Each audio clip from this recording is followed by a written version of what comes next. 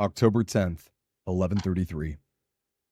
I've sat here with my recorder for some time now, fumbling around for words to express my state of mind. I'm welcomed back by the sight of the solar system's red dwarf, glowing and centered across from my window, a solitary light in the dark. There's us, caught in orbit of what I would assume the planet I had just visited, a beautiful emerald pink and azure planet. The sight leaves me breathless as I recall my last journey. I made a new friend on the planet down below, a light in my own fog after everything that has occurred up till now. I found myself below, sitting on a rock. One moment, I was sitting on the asteroid. I had just shut my eyes, and in a flash, I was on the planet. I don't recall if I had fallen asleep or had merely shut my eyes for a moment too long, but either way, it happened before I even realized anything had changed in the literal blink of an eye. I rose from my rock and surveyed my surroundings. Lush greenery appeared as far as I could peer out, camouflaging what appeared to have been an archaic city of otherworldly origin. A mass of structures hewn from gray stone, large and imposing, but lacking any sort of life. A soft breeze would occasionally blow by, swaying oceans of greenery back and forth, creating the only noise I could hear for miles on miles. Vines, shrubs, moss, they all grew from all of these gray surfaces. Underneath could be seen roads, buildings, lamps, walkways, all from an era long before now. The sky above was a thick pink, similar to bubblegum, with no clouds in sight. Things were fairly warm and gave off a scent just like you'd find in a greenhouse, humid and composty. Calling it earthy seems a little wrong given the context. Curiosity rose within me, and I began to wander to see what this new planet held. The ever so faint crumbling of stone was my guide throughout the strange, vacant city. Many of these stone structures had immaculately carved lines that were beveled into their makeup. The deeper of the lines would snake their way back to pedestals at the center of each building. A slot in the pedestal with nothing sitting in it. A power source? I had wondered. The layouts all differed, with some of the most uncomfortable seeming furniture ever designed, also all hewn from stone, in personalized layouts that differed here and there, but all with a pedestal, bare, in the center of each building. While bizarre and new to me, the things that did stand out were the most chilling. Skeletal remains of whatever had inhabited this town, or planet most likely, were piled here and there, a stark contrast to the greenery and stone, telling solemn stories of a people that once were. They appeared to be humanoid in shape, fairly uniform with what was left of the remains. Each new pile told a story, a family, lovers, friends. I began to question in the deepest pit of my heart if such melodrama was reoccurring in space, or if it just followed me out here.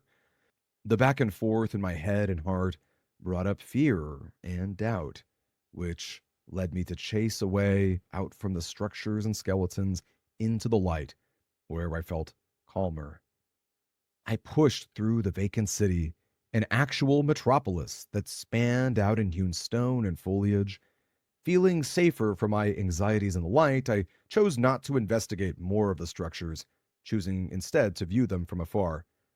It's here where I feel the theater of my own mind that played the heaviest of tricks on me.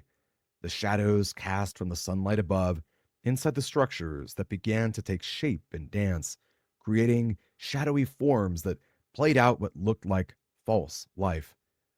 Each structure had played out scenes of what had been families at a table for dinner, retelling stories from older days, familial games and activities, or some standing and staring right back at me, hands held.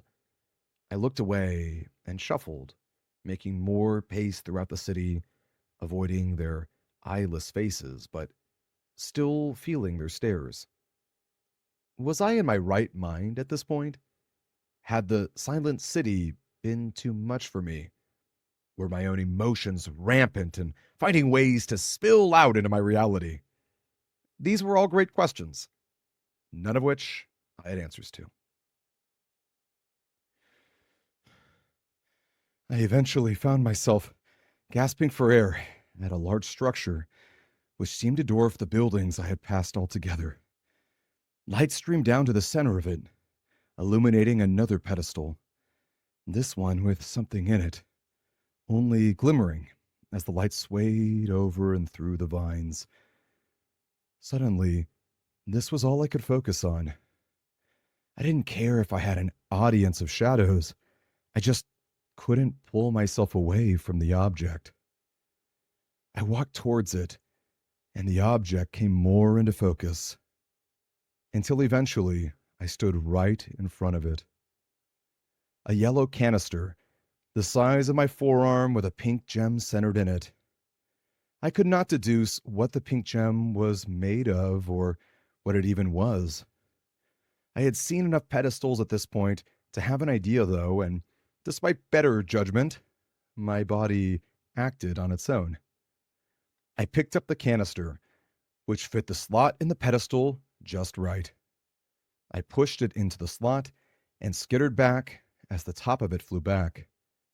The pink gem levitated for a moment before a thrum sounded, nearly shaking the air. The divots on the sides of the pedestal flowed like a liquid, a pink light that snaked its way across the chamber, up, down, across, and over walls and surfaces in patterns that resembled much of circuitry, painting color to the gray stones and matching the dimming sky above.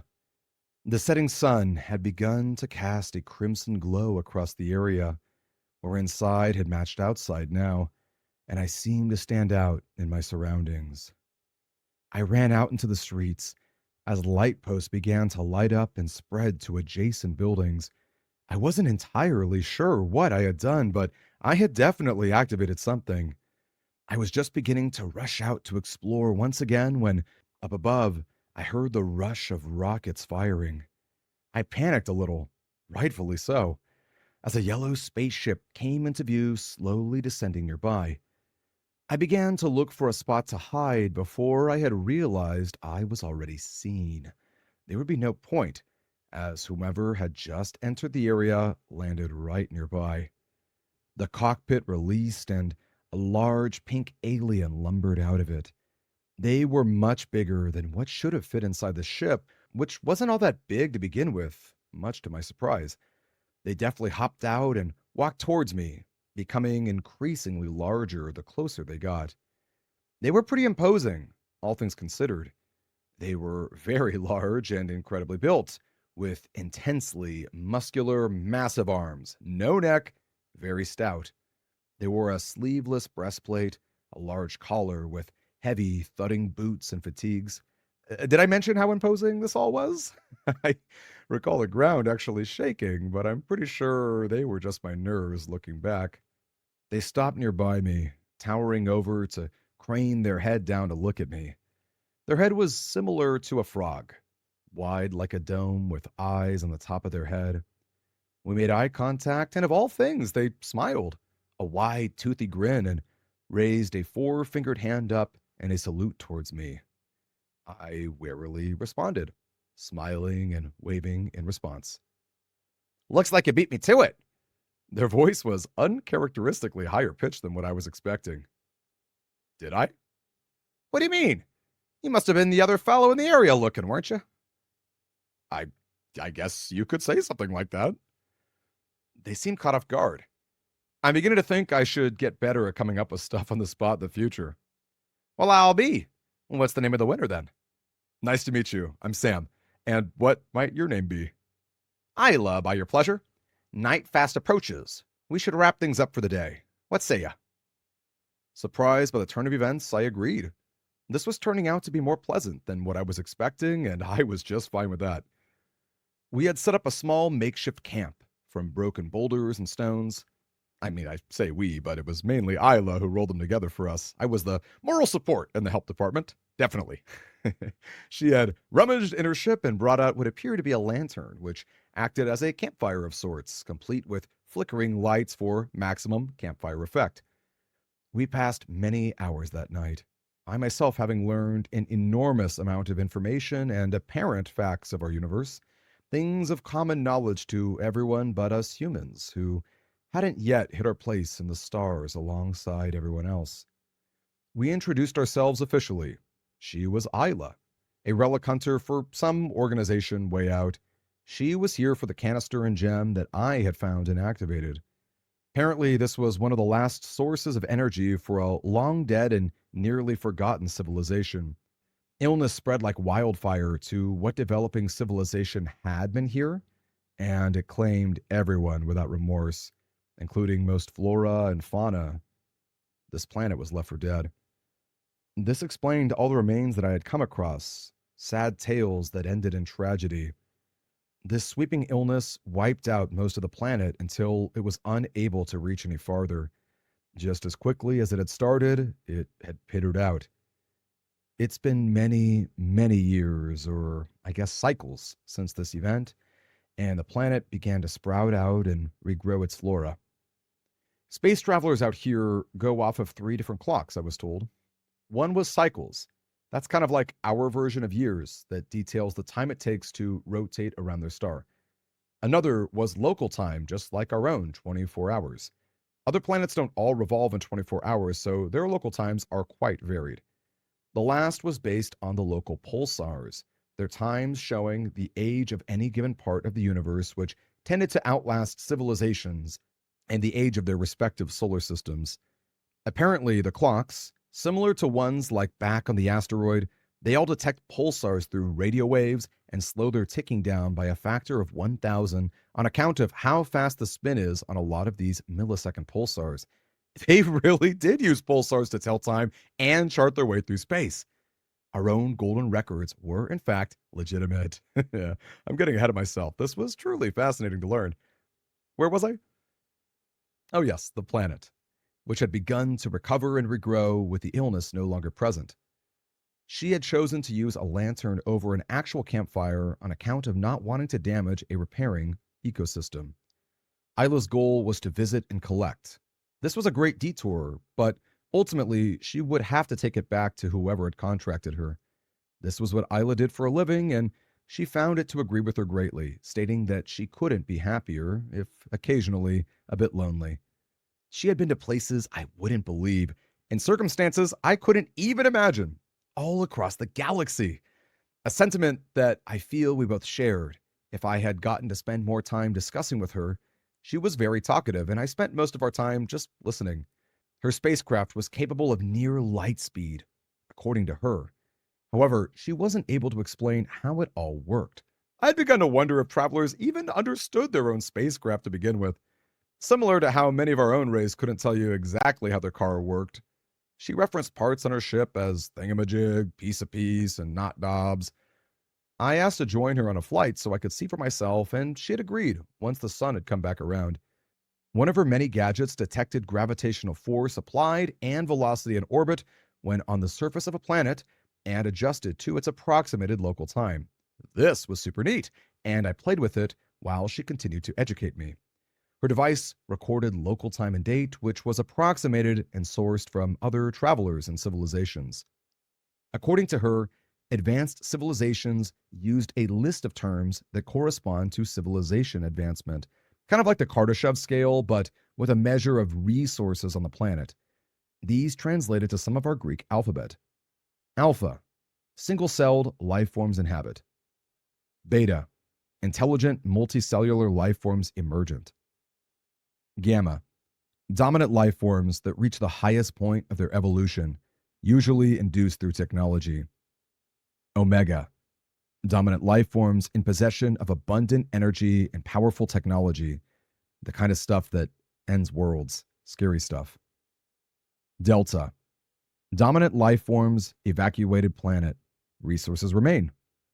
Theta, no life forms, tainted or non existent resources remain. There existed civilizations outside of these classifications, truly great and powerful, space and time changing kind of stuff. They're thrown into a moo category as a do not interact with. That would be at the absolute end of the Kardashev scale. Apparently, aliens don't really interact with anything lower on that scale. While fascinating, the idea spooks me quite a bit. So many of our own theories were coming true the more I listened. I was beginning to lean more towards this being a fantasy when I remembered Nathaniel mentioning their system had a gamma colony. She was being entirely truthful with me. The memory of Nathaniel and his family sat with me once I had remembered. Eventually, I wound up just gazing into the flickering lantern, oblivious of whatever new discussion she had started. The weight of those last two adventures sat heavily with me. Was there something I could have done? How would I have done it? Could I have? Did Nathaniel make it out? Or was the universe truly so cruel? I was brought back when Isla began casting hand puppets, these shadows right in my direction. Something similar to a barking dog with snail eyes.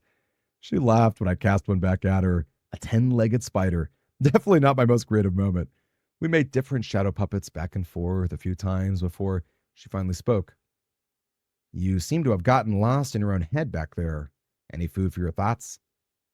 And it procured a bag of what seemed to be, I don't know, dehydrated straws. Taking one and eating for herself, I did the same, and I was surprised. It was spicy and starchy, kind of like pasta. While great, these were terrible on my teeth and stained my own tongue. Isla, in all your travels, have you ever had to deal with something knowing that you shouldn't? Something that weighed heavily on you? Something I shouldn't? Sam, that's kind of my whole job. I go places, grab things, and take them back. No real questions asked. Have you run into things that have changed your viewpoint on life? I guess is kind of more what I'm asking. Almost always. I've seen many things from all over that'd make your regular traveler hang things up for good, never to be seen or heard from again. You yourself, though, you seem so positive still, so energetic since I've met you. How do you manage that with all that you know? You just kind of keep pushing on. A real strong sense of self and who I am. That's what keeps me grounded. You keep going for those that couldn't, and those that won't be able to in the future. She kept a wry smile while staring at the lantern, then looked up to the stars twinkling ahead. Those that mattered. You keep their stories with you and learn what you can. I'm sure you're no stranger to a story at this point yourself. And at the end of your own journey, you're going to be one heck of a storyteller yourself. Keep that strong sense of self and who you are. It'll take you far. She was right. I did have stories to tell now. I gripped my hands and breathed in deep.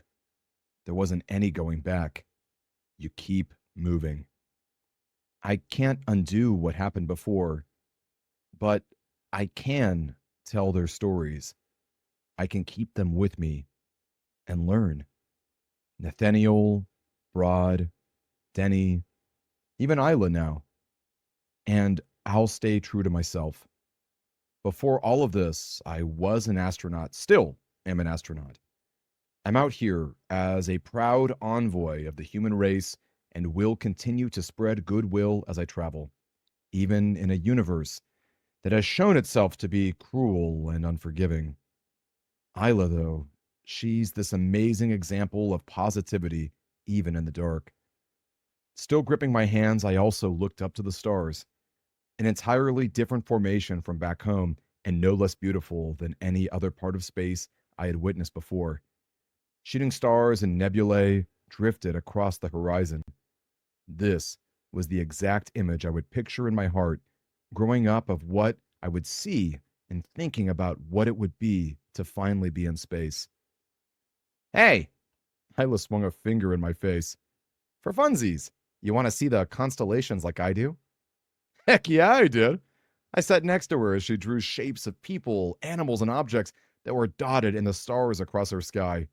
12 armed octopus people raising the day. Rhombus shaped buildings floating in clusters. Tridents poised to tackle the unknown. Even six sided stars showing the way in the dark.